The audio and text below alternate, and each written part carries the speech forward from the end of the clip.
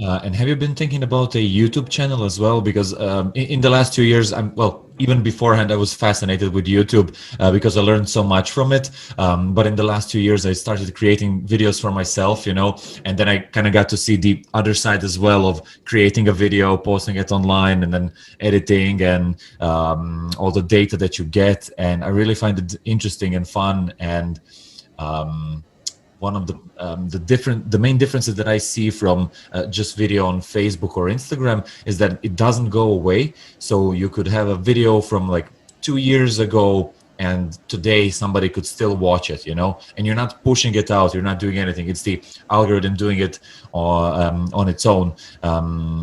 Yeah, I would love to hear your thoughts on YouTube as well. Yes, so I love YouTube. I actually think it's going to make a comeback. I actually have a YouTube channel, and I was very active on it at one point. And most of the things that I put on my YouTube channel were recorded meditations. So I really enjoyed doing that. And it is something I want to move more into. Like, I would love to do, like quick, energetic tips for people on YouTube, because I totally agree. It's something that your videos are always there. People can subscribe and come to it. And so that is something that is on my just like dream list of something to cultivate and begin to look more at. So this is just like a good reminder that I should be doing that, or I could be doing that. Yeah. Well, if you need any tips, just let me know. Like, I'm really trying to study it and learn as much as I can about it.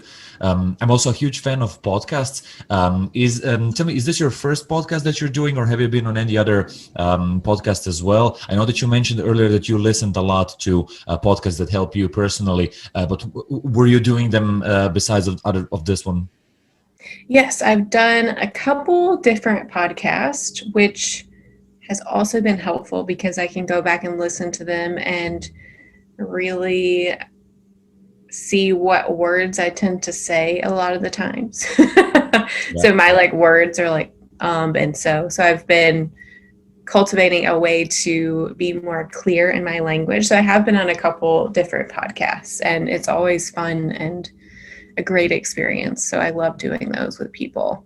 Yeah, there's a great point that you made. I feel that any type of recording yourself has a personal development element kind of ingrained into it, because you're confronted with what you're doing. And I noticed the same thing that you noticed, like I'm doing these and ahs and and then I have to cut them out of the video, and I'm like just losing so much time, and I'm like, I'll just stop saying them, and then it'll be a lot easier, and the communication will get clearer.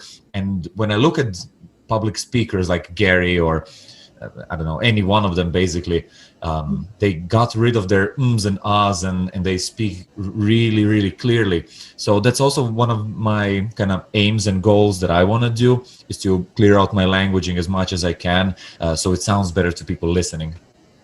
Yes, it is really helpful, because I notice it would distract me and pull me away from really important things. So that has been super helpful for me. Hey, thanks for watching this video.